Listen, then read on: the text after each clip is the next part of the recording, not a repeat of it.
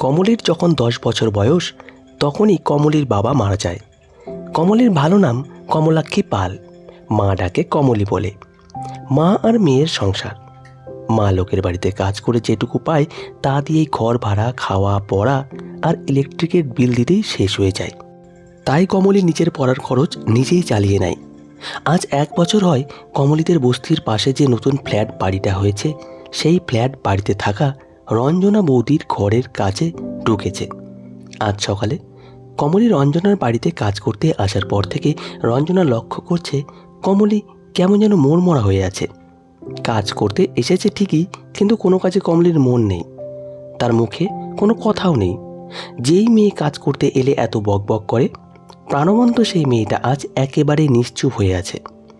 রঞ্জনা বলে, কিরে কমলি, আজ একেবারে চুপচাপ, কথা বলছিস না কেন? কি হয়েছে বলতো? কই কিছু হয়নি তো বৌদি। কিছু তো একটা হয়েছে, তবে তুই না বলতে চাইলে আর কি করা যাবে? বললে পরে হয়তো কিছু একটা সমাধান করে দিতাম।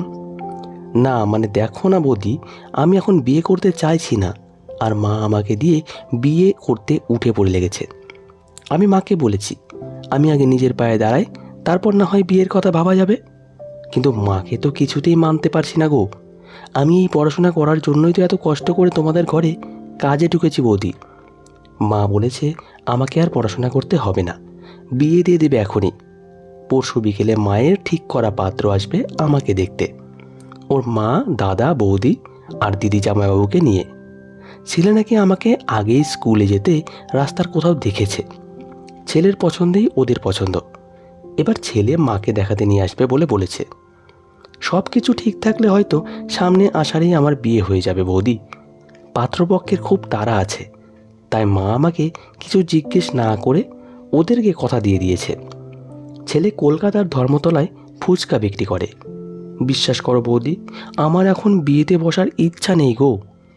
আমি পড়াশোনা করে নিজের পায়ে দাঁড়াতে চাই, তারপর বিয়ের কথা ভাববো।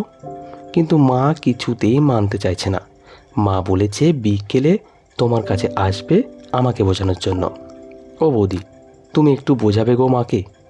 এ কি কথা কমলি, তুই এবছর উচ্চ মাধ্যমিক দিবি, তোর এত কম বয়স, তোর তো এখনও বিয়ের বয়সই হয়নি রে। তোর মা কি পাগল হয়ে গেছে? আমিও চাই না তোর এত কম বয়সে বিয়ে হোক। ঠিক আছে, তোর মা এলে আমি তোর মাকে বোঝাবো, কিন্তু তোর মা না বুঝলে আমি কিন্তু অন্য পথ অবলম্বন করব। দরকার হলে তোর বিয়ে আটকাতে আমি পাড়ার কয়েকজনকে নিয়ে থানায় পুলিশ করব। তোর মা আগে আসুক, তারপর দেখি কি হয়। নানা বৌদি, এইসব থানা পুলিশ করো না, আমার এসব ভালো লাগে না। তার চাইতে তুমি দাদাকে বলে একটা উপায় বের করো যাতে বিয়েটা আটকানো যায়। দাদার তো খুব বুদ্ধি, দেখি দাদা আমার বিয়েটা আটকাতে পারে কি না। দাদা মানে অরূপ, সব শুনে বলে, ঠিক আছে, তোর মা আসুক আগে, আমি তোর মাকে বোঝাই। যদি তোর মা না মানে তাহলে অন্য কিছু একটা করতেই হবে। ঠিক আছে দাদা, আপনি একটু বোঝাবেন মাকে। সন্ধ্যে 7টা নাগাদ কমলির মা এলো। কমলির মাকে এত করে বোঝানোর পরেও কমলির মা বলছে যে কমলির বিয়ে এখানেই দেব, ওর বাবা নেই। আমি কি সারা জীবন ধরে কেবল মেয়ের বোঝাই টেনে যাব নাকি? আর আমি মরে গেলে মেয়েটাকে কে দেখবে বলো তো বৌদি? ভালো ছেলে পেয়েছি তাই আমি রাজি হয়েছি। ও বেশি বেড়েছে, মেয়ে মানুষে এতবার ভালো নয় বৌদি। তোমরা ওকে একটু বোঝাবে, ও তোমাদের কথা মাননি করে। রঞ্জনা বলে, দেখো মাসি, কমলিকে পড়াশোনা করতে দাও, ও নিজেই নিজের খরচ উঠিয়ে নেবে। আর এই কম বয়সে ওর বিয়ে দিলে তোমাকে কিন্তু পুলিশে ধরবে বলে দিলাম। কাজে যা করবে বুঝে শুনে করো। পুলিশ ধরলে ধরবে, ওসব আমি ভয় করি না, তবুও আমি ওর বিয়েটা দিয়েই ছাড়ব। এই আমার এক কথা। পরের দিন সকালে কমলি কাজে এলে রঞ্জনা বলে, কিরে কমলি, তোর বিয়ের খবর কি? খবর আর কি বৌদি, মা তো কিছুতেই মানছে না।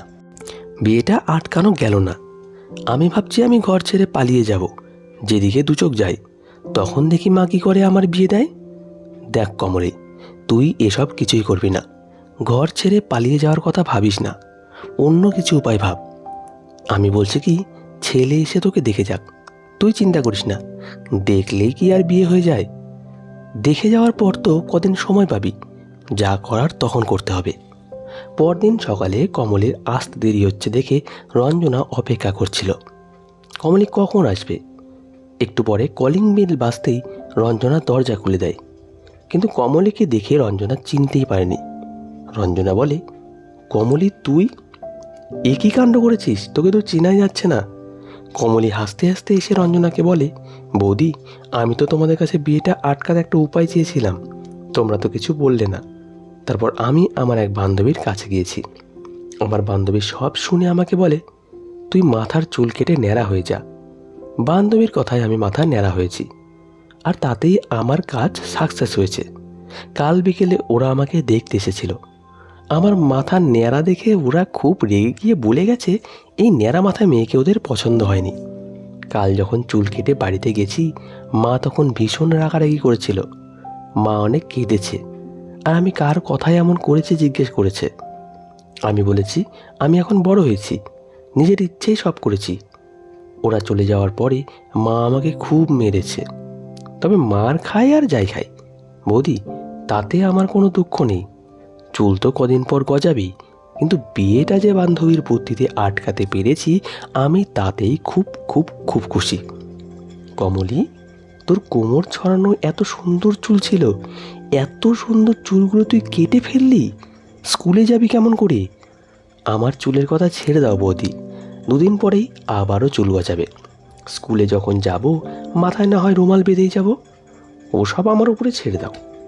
আমি আরও অনেক বেশি পড়াশোনা করতে চাই বৌদি।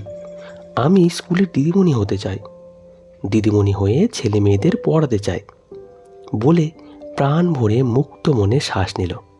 পরের দিন কমলির মা কমলিকে সাথে নিয়ে এসে রঞ্জনাকে বলে, দেখলে তো বৌদি কেমন দুঃসাহস মেয়েটার। মেয়েটা এত সুন্দর চুলগুলো কেটে আমাকে কেমন শিক্ষা দিল। রঞ্জনা সব শুনে বলে, শোনো মাসি, কমলিকে নিয়ে তোমার গর্ব করা উচিত। তুমি জীবনে অনেক কষ্ট করেছ, তুমি কি চাও কমলিও তোমার মতন কষ্ট করুক? ওকে ছেড়ে দাও না মাসি, ওকে লেখাপড়া করে নিজের পরিচয়ে নিজের পায়ে দাঁড়াতে দাও। ওর পড়াশোনার প্রতি আত্মবিশ্বাস দেখে আমি মুগ্ধ। এসো না, আমরা একটু ওর পাশে দাঁড়িয়ে ওকে একটু সাহায্য করি। কমলির মা কিছুক্ষণ চুপ করে থেকে বলে, আচ্ছা ঠিক আছে, তাই হবে। রঞ্জনার বর অরূপ এসে বলে, কমলি, তুই পড়াশোনা চালিয়ে যা। পড়াশোনার ব্যাপারে এবার থেকে আমি আর তোর বৌদি আছি তোর সাথে। তোর কোনো কিছুর প্রয়োজন হলে তুই আমাকে বলবি। এরপর অনেক বছর অতিবাহিত হয়ে গেছে। কমলি অর্থাৎ কমলাক্ষী এখন হাই স্কুলের অঙ্কের শিক্ষিকা। নিজের পায়ে দাঁড়িয়ে মাকে বস্তি থেকে ফ্ল্যাট বাড়িতে নিয়ে তুলেছে। কমলির বিয়ে নিয়ে কমলির মায়ের এখন আর কোনো মাথা ব্যথা নেই। কমলিও এখন নিজেকে নিয়ে খুব খুশি। আর দাদা বৌদি, তারা কমলিকে আশ্বস্ত করেছে কমলির পাশে তারা চিরকাল থাকবে। তো বন্ধুরা, আজকের গল্প এখানেই সমাপ্ত।